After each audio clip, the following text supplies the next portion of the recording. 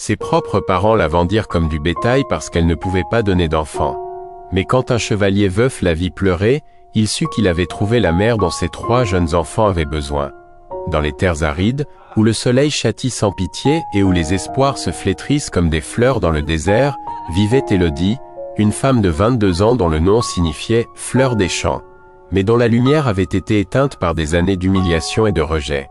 Ses cheveux noirs comme l'obsidienne tombaient en douces vagues jusqu'à sa taille, et ses yeux couleur de miel gardaient une tristesse si profonde qu'elle semblait avoir pris racine dans son âme. Le domaine de Valombre s'étendait sous le ciel impitoyable comme une blessure ouverte sur la terre. C'était l'année 1885, et Élodie marchait la tête basse dans les couloirs de pierre du manoir, portant le poids d'une condamnation qu'elle n'avait pas choisie. 6 années de mariage avec Gaston de Montfort avaient été 6 années d'espoir frustré, de regards accusateurs et de murmures venimeux qui la suivaient comme des ombres. « Encore rien », murmura la sage-femme du village après l'avoir examinée ce matin d'octobre. Les mots tombèrent sur Élodie comme des pierres. La vieille femme la regarda avec ce mélange de pitié et de mépris qu'elle ne connaissait que trop bien. « 6 ans, ma fille. Si tu n'as pas porté de fruits en 6 ans, tu n'en porteras jamais. » Gaston avait attendu dans la cour, arpentant l'espace comme un animal en cage. Lorsque la sage-femme sortit avec la confirmation de ce que tous craignaient, l'homme frappa le mur du poing, faisant s'effriter le plâtre comme ses derniers espoirs. « Une femme qui ne peut pas donner d'enfant n'est pas une femme », cria-t-il, sa voix résonnant dans tout le domaine. « C'est comme un champ stérile qui ne sert même pas à semer la mauvaise herbe. » Élodie sentit chaque mot comme un coup de fouet. Elle resta immobile sur le seuil, regardant son mari s'éloigner à grandes enjambées vers les écuries. Elle savait qu'il ne reviendrait pas cette nuit-là, ni bien d'autres nuits. Gaston avait trouvé du réconfort dans les bras de Remède, la fille du régisseur âgée de 17 ans, dont les hanches larges promettaient la fertilité qu'Élodie ne pourrait jamais offrir. Les jours qui suivirent furent une torture silencieuse.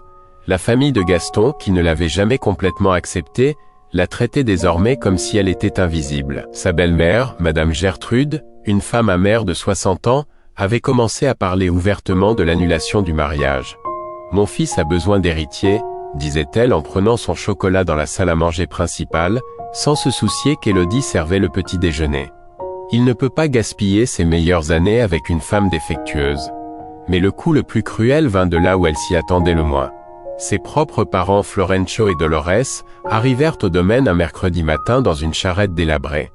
Élodie courut les accueillir, le cœur rempli d'espoir à l'idée qu'ils venaient la soutenir dans son moment le plus difficile. « Ma fille, » dit son père sans la regarder dans les yeux, « nous devons parler. » Ils s'assirent à l'ombre d'un chêne, loin des oreilles indiscrètes.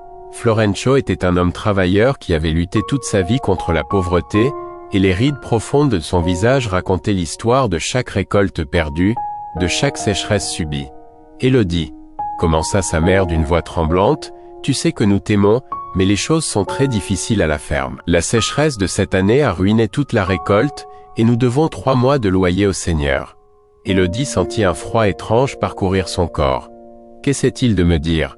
Son père leva enfin les yeux, et elle vit dans son regard une honte qui la terrorisa. « Nous avons rencontré un homme, un marchand prospère du Sud. Il s'appelle Monsieur Dubois, et il a besoin d'une femme pour tenir sa maison. »« Je ne comprends pas, » murmura Élodie, bien qu'au fond de son cœur elle commençait déjà à comprendre l'horrible vérité. « Il nous a offert 200 écus d'argent, » continua sa mère, les larmes coulant sur ses joues ridées. « Avec cet argent, nous pourrions payer nos dettes et recommencer. Toi aussi tu pourrais recommencer, ma fille, loin d'ici, où personne ne connaît ton problème. » Élodie se leva lentement, sentant comme si le monde chancelait sous ses pieds. « Vous me vendez, » dit-elle d'une voix qu'elle ne reconnut pas comme la sienne. « Vos propres parents me vendent comme si j'étais du bétail. »« Non, » protesta son père, mais ses mots sonnaient creux. « C'est une opportunité. Tu serais comme une intendante respectée. Monsieur Dubois est un homme décent, veuf, sans enfant. Il te traiterait bien. » Mais Élodie ne les écoutait plus. Elle s'éloigna d'eux, marchant comme une somnambule vers la maison, tandis que le poids de la trahison l'écrasait comme une montagne. Ses propres parents, les personnes qui étaient censées l'aimer le plus au monde, avaient mis un prix sur sa douleur. Le même après-midi, Monsieur Dubois arriva. C'était un homme corpulent d'une 50aine d'années, avec des moustaches grises et de petits yeux qui évaluaient tout comme de la marchandise.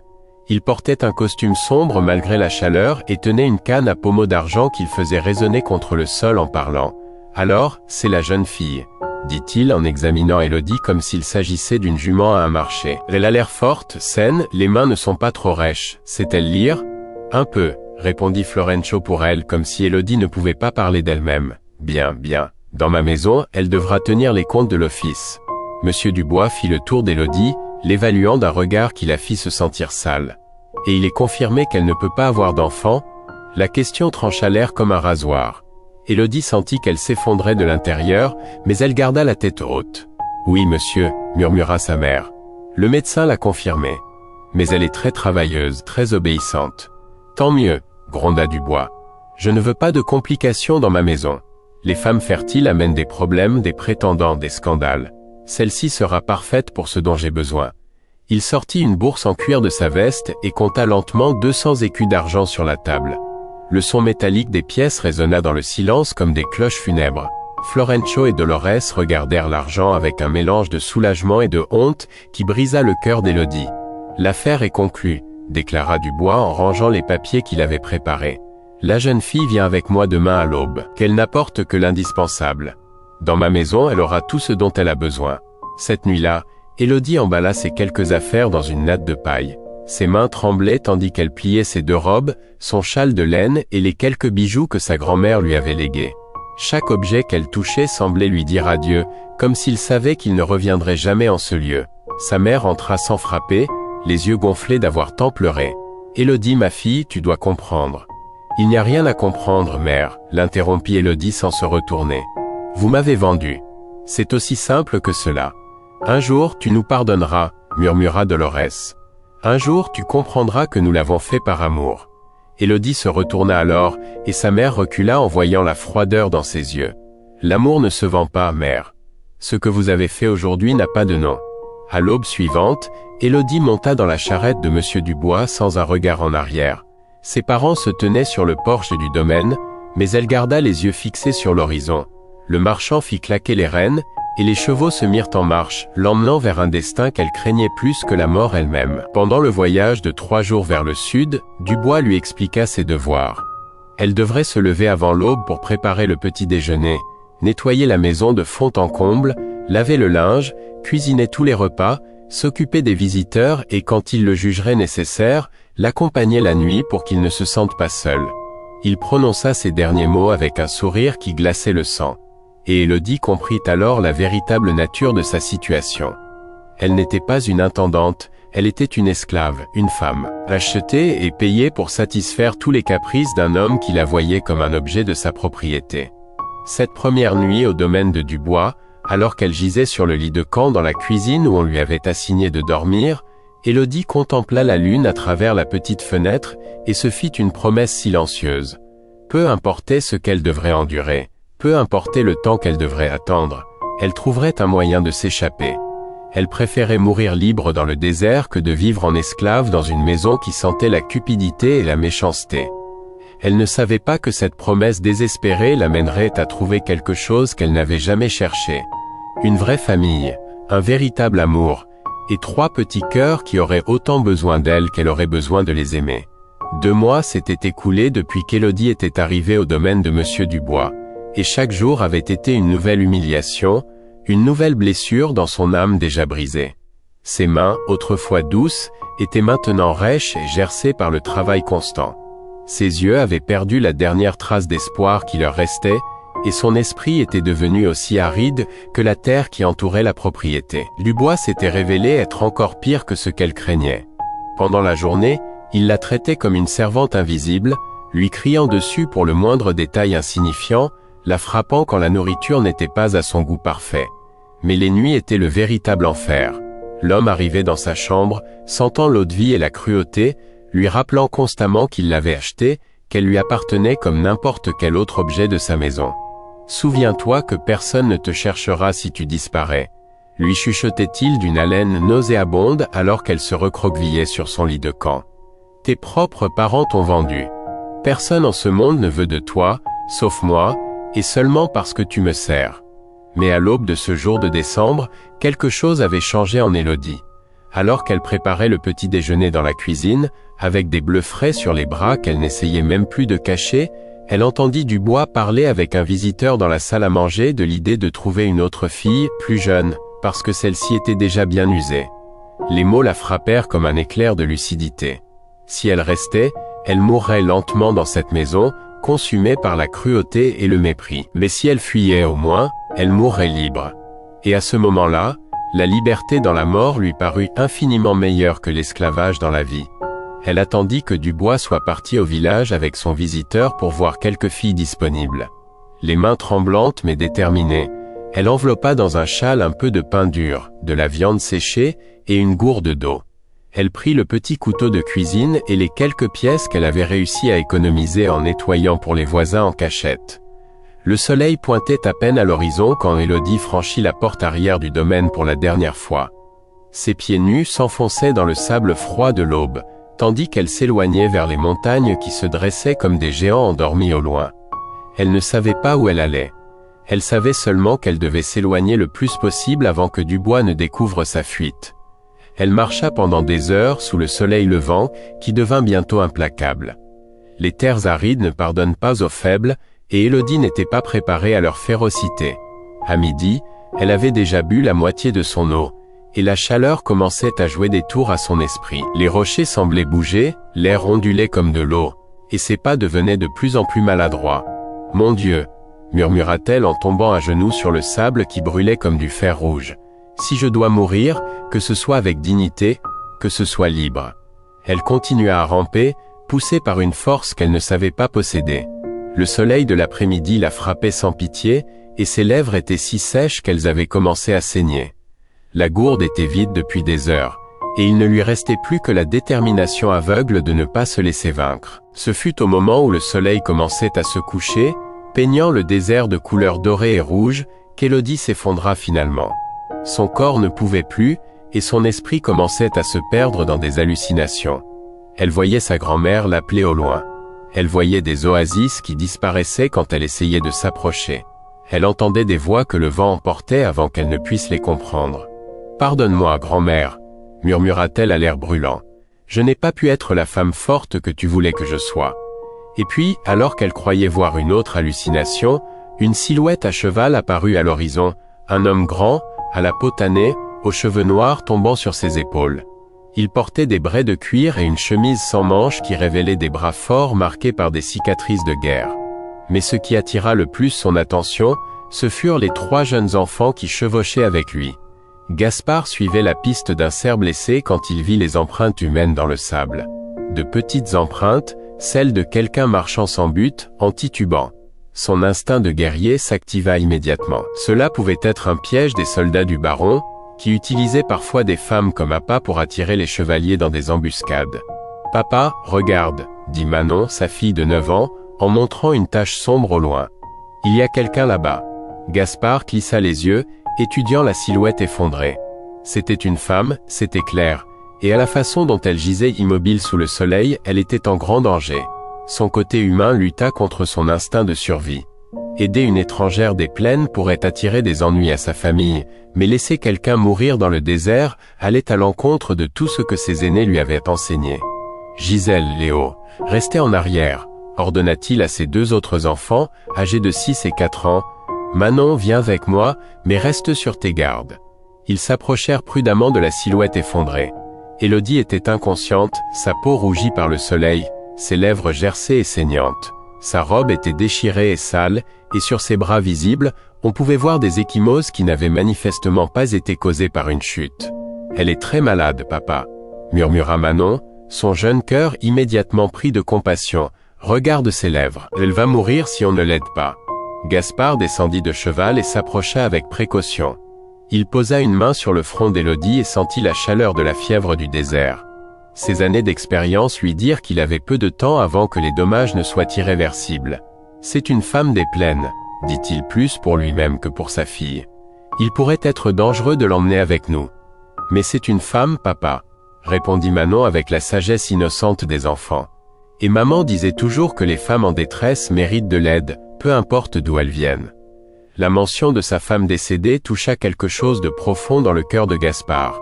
Tlali avait été une femme compatissante qui n'avait jamais fait de distinction entre amis et ennemis quand quelqu'un avait besoin d'aide. Elle avait élevé ses enfants avec ses valeurs avant qu'une maladie ne l'emporte 2 ans plus tôt. Il souleva Élodie dans ses bras, surpris de sa légèreté. Il la plaça avec soin sur son cheval, la tenant contre sa poitrine pendant que Manon prenait les rênes de rechange. « Gisèle, Léo, venez » appela-t-il ses autres enfants. « Nous rentrons à la maison, nous avons une invitée. » Les enfants s'approchèrent avec curiosité. Gisèle, avec ses grands yeux expressifs, toucha doucement la main d'Élodie. « Elle est très chaude, papa. Est-ce qu'elle va mourir? Pas si nous pouvons l'éviter, » répondit Gaspard, dirigeant son cheval vers les montagnes où se trouvait son refuge caché. Le plus jeune, Léo, montait sur le même cheval que Gisèle, observant la femme inconsciente avec fascination. « C'est une princesse, papa, comme dans les histoires que Manon nous raconte. » Malgré la gravité de la situation, Gaspard ne put s'empêcher de sourire légèrement. « Je ne sais pas, petit, mais elle est en difficulté. Et nous ne laissons pas les gens mourir quand nous pouvons les aider. » Le voyage de retour au campement prit 2 heures. Élodie délirait, oscillant entre conscience et inconscience, murmurant des mots en espagnol que Gaspard comprenait partiellement. Elle parlait de quelqu'un nommé Dubois, de douleur, de vouloir mourir libre. Les pièces de son histoire commencèrent à former une image dans l'esprit du chevalier. Quand ils arrivèrent au refuge, une série de grottes naturelles dissimulées dans un canyon rocheux, Gaspard porta Élodie dans la plus grande grotte où il avait établi son foyer familial. Il la déposa sur des pots de serre pendant que Manon courait chercher de l'eau fraîche et des herbes médicinales. « Les enfants, aidez-moi » dit Gaspard en commençant à nettoyer les blessures et les brûlures d'Élodie. Gisèle, apporte plus de couverture. Léo, attise le feu pour chauffer de l'eau. Ils travaillèrent ensemble comme une équipe bien rodée. Gaspard avait dû apprendre à être père et mère pour ses enfants après la mort de sa femme. Et eux avaient appris à aider pour tout ce qui était nécessaire à leur survie. Quand Élodie ouvrit enfin les yeux cette nuit-là, elle se retrouva entourée de 4 pères dieux qui l'observaient avec inquiétude. La lumière du feu dansait sur les parois rocheuses et un instant elle crut qu'elle était morte et se trouvait quelque part entre ciel et terre. « Où » commença-t-elle à demander d'une voix rauque. « Tu es en sécurité » lui dit Gaspard dans un espagnol hésitant. « Tu étais en train de mourir dans le désert. Nous t'avons amené ici. » Élodie tenta de se redresser, mais la douleur dans tout son corps la fit gémir. « Qui êtes-vous ? Nous sommes les gardiens des montagnes, » répondit Manon dans un espagnol fluide, surprenant Élodie. « Je suis Manon, elle, c'est Gisèle, lui c'est Léo, et lui c'est notre papa Gaspard. » Ces mots auraient dû la terrifier.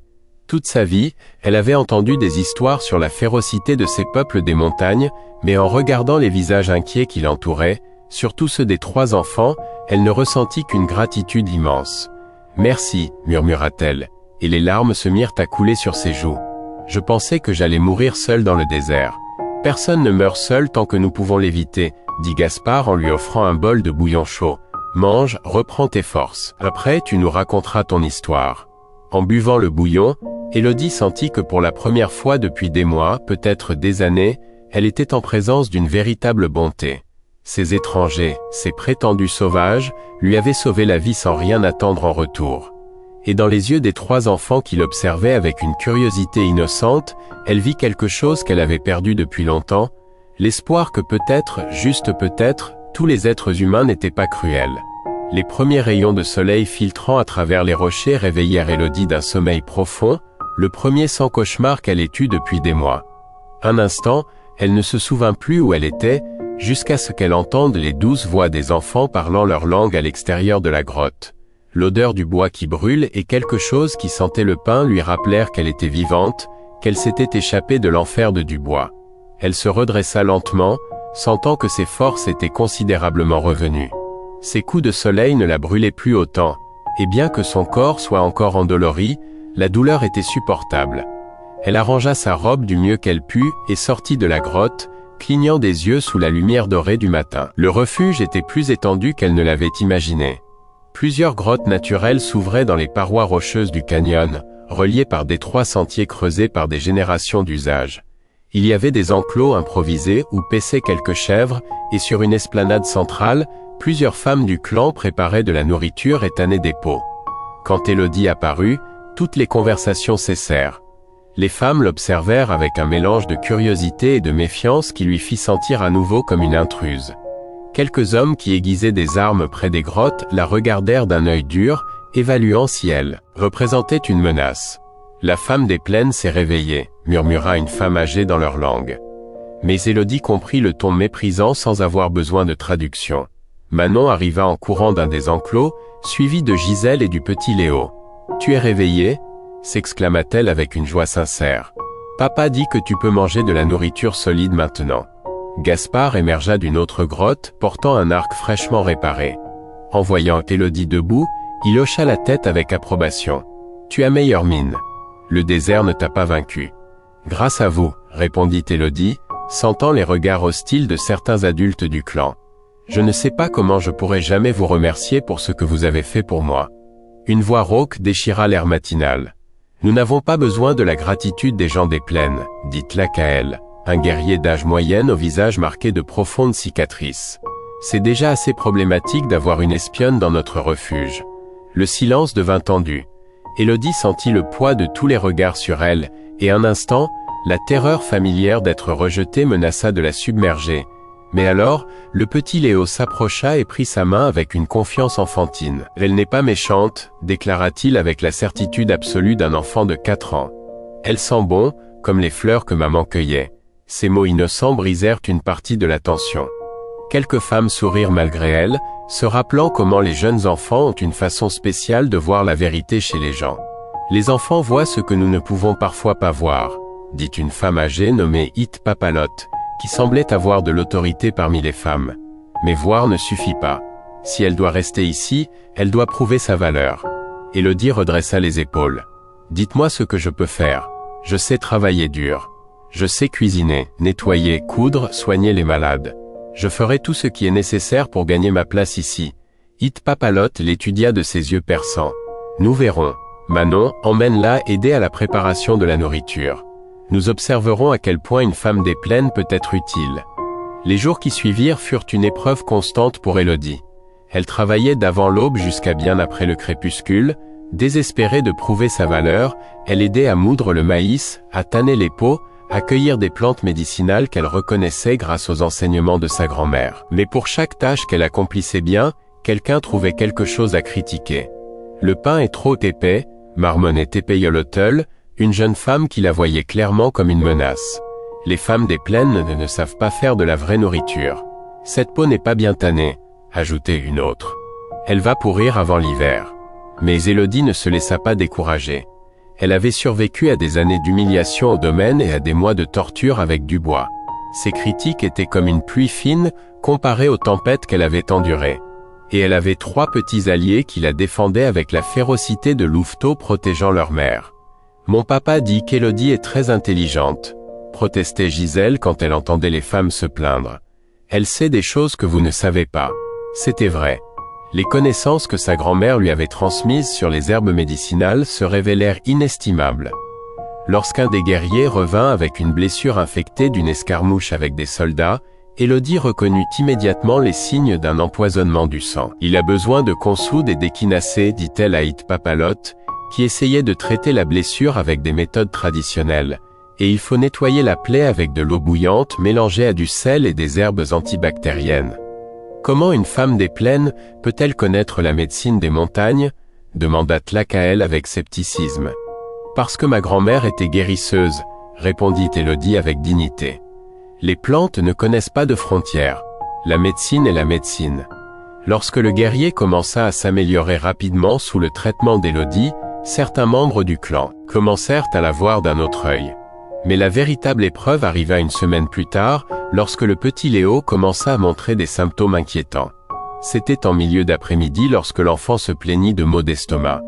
Au début, tout le monde pensa qu'il avait mangé quelque chose qui ne lui convenait pas, mais lorsqu'il se mit à vomir et à montrer des signes de forte fièvre, l'inquiétude se transforma en alarme. « C'est la fièvre des marais », murmura It Papalotte en préparant les remèdes traditionnels. « Nous avons déjà perdu des enfants à cause de cela. » Élodie observa les symptômes avec une terreur croissante. Elle reconnut les signes immédiatement. Ce n'était pas la fièvre des marais, c'était une morsure de serpent venimeux. Elle avait vu des cas similaires en travaillant avec sa grand-mère. Ce n'est pas une maladie, cria-t-elle en s'approchant de l'enfant malgré les tentatives pour l'arrêter. C'est du venin de serpent. Regardez ici, à sa cheville, les marques sont très petites, presque invisibles. Effectivement, en examinant de plus près, ils trouvèrent 2 petites marques de crocs sur la cheville de l'enfant, presque dissimulées par le gonflement. Un bébé vipère, murmura Gaspard avec horreur. Son venin est plus concentré que celui des adultes. Je dois aspirer le venin et faire un garrot, dit Élodie, agissant déjà sans attendre la permission, et j'ai besoin d'herbe à serpent à sonnette mélangée à du sang dragon. Vite, ou nous le perdrons. Pour la première fois depuis son arrivée, personne ne contesta ses ordres. Elle travailla fébrilement pour sauver le petit, aspirant le venin de la blessure et le recrachant, appliquant des garrots et préparant des antidotes avec une précision qui stupéfia toutes les personnes présentes. Gaspard la regardait travailler, le cœur partagé entre la peur pour son fils et l'admiration pour la femme qui se battait si désespérément pour le sauver. « Pourquoi risques-tu ta vie pour lui ?» lui demanda-t-il alors qu'elle préparait une autre dose d'antidote. « Tu pourrais t'empoisonner en aspirant le venin. » Élodie leva les yeux, les larmes aux yeux, mais une détermination de fer dans la voix. « Parce que c'est aussi mon enfant. Vous êtes tout ma famille maintenant. Je préfère mourir en essayant de le sauver que de vivre en sachant que je n'ai pas fait tout mon possible. » Ces paroles touchèrent quelque chose de profond dans le cœur de tous les présents. Pour la première fois, ils ne virent pas en elle une étrangère des plaines, mais une mère désespérée luttant pour la vie de son fils. La bataille pour la vie de Léo dura toute la nuit. Élodie ne quitta pas son chevet un seul instant, lui administrant des antidotes, surveillant sa respiration, maintenant sa température sous contrôle. Gaspard resta avec elle, et progressivement, d'autres membres du clan se joignirent à la veillée. Quand l'aube arriva, Léo ouvrit les yeux, demandant de l'eau d'une voix faible mais claire. Un soupir collectif de soulagement emplit la grotte. L'enfant vivrait. Hit Papalotte s'approcha d'Élodie, qui s'était effondrée d'épuisement à côté de la paillasse de l'enfant. « Femme, lui dit-elle avec un respect sincère dans la voix, tu as prouvé que ton cœur est un cœur des montagnes, peu importe où tu es né. » Tlacael, le guerrier qui s'était le plus méfié d'elle, s'approcha également. « Je demande pardon pour mes paroles, dit-il formellement. Une femme qui risque sa vie pour nos enfants est notre sœur. Mais l'acceptation la plus importante vint des 3 enfants. » Quand Léo fut assez rétabli pour s'asseoir, il tendit ses petits bras vers Élodie. « Maman, murmura-t-il, utilisant pour la première fois ce mot sacré. Gisèle et Manon s'approchèrent immédiatement, serrant Élodie de part et d'autre. « Oui, dit Manon avec un sourire radieux. Tu es notre maman maintenant. » Élodie fondit en larmes, mais pour la première fois depuis des années, c'étaient des larmes de joie. Elle avait trouvé ce qu'elle n'avait jamais cherché consciemment.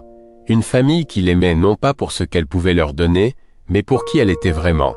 Gaspard les regarda toutes les 4 enlacées et sentit son cœur, fermé depuis la mort de sa femme, commencer à se rouvrir. Cette femme avait ramené la lumière dans son foyer, avait sauvé son fils, avait rendu la joie à ses autres enfants, et il commençait à réaliser qu'elle pourrait aussi lui rendre l'espoir d'un véritable amour.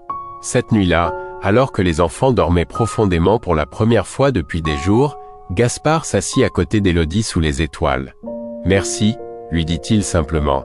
Pas seulement pour avoir sauvé Léo, mais pour nous avoir tous sauvés. » Élodie le regarda avec curiosité. « Que voulez-vous dire ? Mes enfants avaient perdu leur joie quand leur mère est morte, » expliqua-t-il en regardant vers les grottes où dormaient les 3 petits. Ils étaient fonctionnels, obéissants, mais ils ne riaient plus comme avant, jusqu'à ce que tu arrives. Tu as ramené la lumière dans leurs yeux. Ils ont ramené la lumière dans les miens aussi, répondit Élodie doucement. Je n'ai jamais pensé que je pourrais être mère, mais ces enfants m'ont appris que la maternité ne vient pas du sang, mais du cœur. À ce moment, sous le manteau d'étoiles du désert, tous 2 sentirent que quelque chose changeait entre eux, quelque chose qui allait au-delà de la gratitude, au-delà de la convenance, quelque chose qui promettait de guérir leur cœur brisé à tous les 2. 4 mois s'étaient écoulés depuis qu'Élodie avait sauvé la vie de Léo, et le refuge des montagnes était devenu pour elle un véritable foyer. Les matins commençaient au son des rires d'enfants qui emplissaient le canyon rocheux, une mélodie qui avait été absente depuis la mort de Tlali. Élodie se réveillait chaque aube avec un but renouvelé, sachant que 3 petits cœurs dépendaient de son amour et de ses soins. Les enfants s'étaient épanouis sous son attention maternelle. Manon, maintenant âgée de 10 ans, était devenue son ombre constante, l'aidant dans les tâches ménagères tout en apprenant les secrets de la médecine par les plantes. La jeune fille possédait une intelligence vive et une curiosité insatiable qui rappelait à Élodie elle-même à cet âge. « Maman Élodie, disait-elle alors qu'elle moulait le maïs ensemble, pourquoi cette herbe guérit-elle le mal de tête, mais pas celle-là ?» Ces questions constantes remplissaient de joie le cœur d'Élodie, qui trouvait dans l'éducation de la jeune fille une manière d'honorer la mémoire de sa propre grand-mère. Gisèle avait développé une personnalité artistique qui se manifestait dans les magnifiques couvertures qu'elle tissait et les dessins qu'elle créait sur les parois rocheuses de leur grotte. À 7 ans, elle montrait déjà une sensibilité particulière aux émotions des autres, consolant les autres enfants quand ils pleuraient et étant la première à remarquer quand quelqu'un avait besoin d'aide. Mais c'était le petit Léo qui avait tissé le lien le plus fort avec Élodie. L'enfant de 5 ans la suivait partout, s'accrochant à sa jupe quand il y avait des étrangers au campement et dormant blotti contre elle pendant les froides nuits du désert. Son expérience de mort imminente avait créé entre eux un lien qui transcendait le sang. Gaspard observait ces transformations, le cœur partagé entre la gratitude et quelque chose de plus profond qu'il n'osait nommer. Pendant ces années de veuvage, il avait enfoui ses sentiments romantiques si profondément qu'il les croyait morts pour toujours. Mais la présence d'Élodie avait commencé à réveiller des émotions qu'il pensait perdues. Un après-midi de printemps, alors qu'Élodie apprenait aux enfants à identifier les plantes comestibles près du ruisseau, Gaspard s'approcha, portant un cerf qu'il avait chassé. L'image qui se présenta à lui le figea sur place. Élodie riant tandis que Léo essayait maladroitement de suivre ses instructions, Gisèle tressant une couronne de fleurs sauvages. Manon, prenant des notes mentales de chaque enseignement. C'était un tableau de bonheur domestique qui remplit son âme d'une chaleur qu'il avait oublié exister. « Tu as rendu la vie à ma famille », lui dit-il ce soir-là, alors qu'il marchait le long du ruisseau après que les enfants se soient endormis. Les étoiles se reflétaient dans l'eau cristalline, créant un décor d'intimité qu'aucun d'eux n'avait consciemment recherché. « Ils m'ont rendu la vie à moi », répondit Élodie, s'arrêtant pour contempler son reflet dans l'eau. Pendant des années, j'ai pensé que ma valeur en tant que femme était déterminée par ma capacité à donner la vie. Mais ces enfants m'ont appris que l'amour maternel n'a pas besoin de naître du ventre, il peut naître du cœur. Gaspard se tourna vers elle, étudiant son profil à la lumière de la lune. Tlali disait quelque chose de semblable. Elle disait qu'une vraie mère est celle qui choisit d'aimer, pas seulement celle qui donne naissance. C'était la première fois que Gaspard parlait longuement de sa défunte femme avec Élodie, et elle ressentit à la fois l'honneur et la responsabilité de cette confiance. « Parle-moi d'elle », demanda-t-elle doucement, s'asseyant sur un rocher au bord de l'eau. Gaspard s'assit à côté d'elle, gardant une distance respectueuse mais proche. Elle était forte comme toi, mais d'une manière différente. Tlali avait la force d'un chêne, immobile, constant, capable de résister à n'importe quelle tempête. Toi, tu as la force de l'eau, flexible, adaptable, capable de trouver ton chemin à travers n'importe quel obstacle. Ces mots touchèrent quelque chose de profond dans le cœur d'Élodie. Penses-tu qu'elle approuverait cela, ma présence ici avec ses enfants? Je le sais, répondit Gaspard sans hésitation. La nuit avant de mourir, elle m'a fait promettre que si je trouvais un jour quelqu'un qui pourrait aimer nos enfants comme elle les aimait, je ne fermerais pas mon cœur par loyauté à sa mémoire. Le silence qui suivit était lourd de sens. Tous deux sentaient la tension des émotions inexprimées, des désirs qui avaient lentement grandi au fil des mois de cohabitation quotidienne. Ce fut Élodie qui rompit le silence. « Gaspard, commença-t-elle, mais ces mots furent interrompus par le bruit de sabots de chevaux s'approchant rapidement du campement. Gaspard se mit immédiatement en alerte, sa main se déplaçant instinctivement vers son couteau. « Reste ici, murmura-t-il. » Mais Élodie s'était déjà levée, son instinct maternel la ramenant vers les grottes où dormaient les enfants. Un jeune guerrier des montagnes apparut dans l'ombre, son cheval écumant de sa course urgente. « Gaspard » haleta-t-il. « Des soldats. Une grande patrouille se dirige vers ici. Les éclaireurs disent qu'ils arriveront avant l'aube. » Le cœur d'Élodie se glaça. Elle pensa immédiatement à Dubois. Avait-il trouvé un moyen de la retrouver? Avait-il convaincu les autorités que les montagnards l'avaient enlevée? « Combien ?» demanda Gaspard, se déplaçant déjà vers le campement pour organiser l'évacuation. « 30 peut-être plus. Ils sont bien armés et ont des chiens de piste. » Élodie sentit son monde s'effondrer. Elle avait attiré le danger sur la famille qu'elle avait appris à aimer. Sa présence avait mis en péril les enfants qu'elle avait juré de protéger. « C'est de ma faute, murmura-t-elle, les larmes commençant à couler sur ses joues. Je suis venu ici et je vous ai tous mis en danger. » Gaspard se tourna vers elle avec férocité. « Non, déclara-t-il fermement. Tu es venu ici et tu nous as donné une raison de nous battre. Tu nous as donné une famille qui vaut la peine d'être protégée. » Dans les 2 heures qui suivirent, le campement se transforma en un modèle d'efficacité organisée. Les montagnards avaient perfectionné l'art de l'évacuation rapide à travers des générations de persécutions, mais cette fois, c'était différent. Cette fois, ils avaient quelque chose de plus précieux à protéger que leur propre vie. Élodie travailla aux côtés des femmes, n'emballant que l'essentiel. Son cœur se brisait en voyant les enfants, entraînés depuis leur plus jeune âge à ces urgences, emballer leurs quelques affaires sans se plaindre. Léo serrait une petite poupée en bois que Gaspard lui avait sculptée, tandis que Gisèle enroulait soigneusement ses fils de couleur. Manon aidait les adultes, son visage sérieux mais déterminé. « Maman », murmura Léo en prenant la main d'Élodie alors qu'ils se préparaient à partir. « Les méchants soldats vont-ils nous séparer ?» Élodie s'agenouilla à son niveau, prenant son petit visage entre ses mains. « Écoute-moi bien, mon petit guerrier.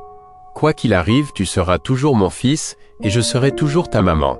Les soldats peuvent prendre beaucoup de choses, mais ils ne pourront jamais prendre l'amour. » Gaspard avait observé cette interaction et à ce moment il prit la décision la plus importante de sa vie. Il s'approcha d'Élodie et devant toute la tribu qui se préparait à fuir, il prit ses mains dans les siennes. « Élodie, dit-il d'une voix claire que tous crurent entendre. Je ne sais pas si nous survivrons à cette nuit, mais je sais que je ne veux pas affronter le danger sans t'avoir dit ce que je ressens. Je t'aime. J'aime ta force, ta compassion, la manière dont tu as apporté la lumière dans nos vies. Si les esprits nous permettent de voir une autre aurore, je veux que tu sois ma femme. Pas seulement la mère de mes enfants, mais ma compagne en toutes choses. » Les larmes coulaient librement sur le visage d'Élodie. « Oui, murmura-t-elle. Puis, plus fort, « Oui, Gaspard, je t'aime aussi. J'aime ton honneur, ta douceur, la manière dont tu as fait qu'une femme brisée se sente à nouveau entière. » Papalotte, agissant en tant que matriarche de la tribu, s'approcha avec un sourire malgré l'urgence du moment. Elle prit les mains jointes de Gaspard et d'Élodie et les couvrit des siennes. « Par le pouvoir que m'accordent les ancêtres, et en présence de cette tribu, déclara-t-elle, je vous déclare unis par le mariage des montagnes. Que vos esprits ne fassent qu'un, que votre amour soit fort comme les montagnes, et que vos enfants grandissent en sagesse et en honneur. » Les enfants poussèrent des acclamations contenues, étreignant leurs parents fraîchement mariés alors que le bruit des sabots se rapprochait de plus en plus. C'était une cérémonie de mariage improvisée au milieu d'une évacuation d'urgence, mais aucune célébration dans un palais n'aurait pu être plus parfaite pour eux. « Maintenant, partons, » dit Gaspard, portant Léo tandis qu'Élodie prenait la main des filles. « Nous avons une lune de miel à célébrer dans les grottes sacrées. » Alors qu'ils s'éloignaient silencieusement vers des refuges plus profonds dans les montagnes, Élodie sentit qu'elle avait enfin trouvé sa place dans le monde. Non pas comme la femme défectueuse que ses parents avaient vendue, mais comme l'épouse aimée et la mère choisie d'une famille née d'un amour véritable et non d'une obligation. 5 ans s'étaient écoulés depuis cette nuit de fuite désespérée, et le temps avait transformé non seulement la famille de Gaspard et Élodie, mais aussi le paysage politique de la région. Les 3 enfants n'étaient plus les petits êtres vulnérables qui avaient autrefois eu besoin d'une protection désespérée. Manon, maintenant âgée de 15 ans, était devenue une jeune femme sage qui maîtrisait à la fois les connaissances médicinales des montagnards et les secrets de guérison qu'Élodie avait hérités de sa grand-mère. Ses mains habiles pouvaient guérir les blessures de guerre avec la même dextérité qu'elle tissait des couvertures de cérémonie. Gisèle, âgée de 12 ans, avait développé un talent extraordinaire pour la diplomatie, servant de traductrice et d'intermédiaire entre différentes tribus. Sa capacité à comprendre à la fois les cœurs humains et les langues avait fait d'elle une figure respectée parmi les jeunes montagnards. Le petit Léo, qui avait déjà 10 ans mais restait le bébé de la famille, était devenu fort et courageux, avec une loyauté féroce envers Élodie qui touchait le cœur de tous ceux qui le connaissaient. Le refuge dans les grottes sacrées était devenu un foyer prospère où d'autres familles montagnardes avaient trouvé la sécurité. Élodie avait mis en place un système de médecine par les plantes qui combinait les connaissances ancestrales des plaines et des montagnes, créant des remèdes qui avaient sauvé d'innombrables vies. Sa réputation de guérisseuse s'était étendue au-delà des frontières tribales. atteignant même des communautés des plaines qui venaient discrètement solliciter ses services. Gaspard était devenu un chef respecté dont la sagesse guerrière était équilibrée par une nouvelle compréhension de la paix. Son mariage avec Élodie avait prouvé que l'union de cultures différentes n'était pas seulement possible, mais qu'elle pouvait créer quelque chose de plus beau et de plus fort que l'une ou l'autre séparément. Un matin d'octobre, le passé vint réclamer sa dette.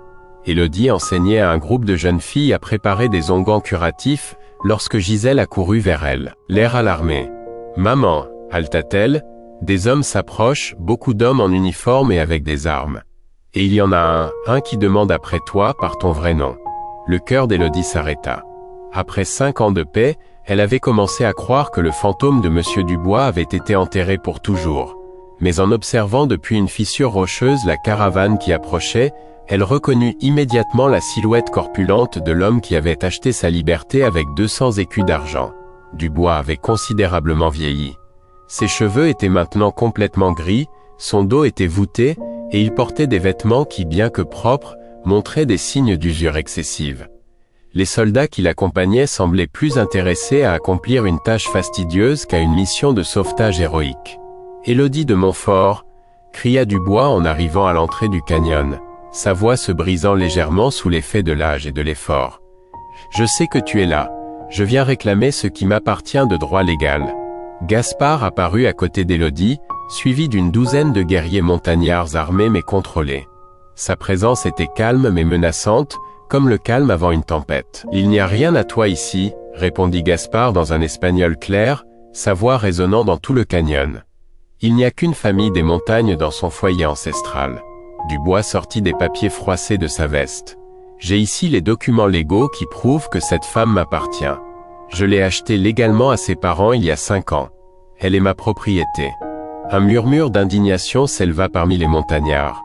L'idée qu'un être humain puisse être la propriété d'un autre était si étrangère à leur culture que certains jeunes guerriers durent être retenus par leurs aînés. C'est alors qu'Élodie prit la décision d'affronter son passé. Elle s'avança avec la dignité sereine qu'elle avait développée durant ses années de matriarche des montagnes, flanquée de ses 3 enfants adoptifs qui marchaient avec la fierté de ceux qui connaissent leur place dans le monde. « Monsieur Dubois », dit-elle d'une voix qui était une musique comparée à celle dont il se souvenait des années auparavant. « Je suis venu écouter ce que vous avez à dire. » Dubois l'étudia avec des yeux qui montraient à la fois la reconnaissance et le choc. La femme brisée et terrifiée qu'il avait achetée des années plus tôt avait été remplacée par une matriarche radieuse dont la présence commandait un respect immédiat.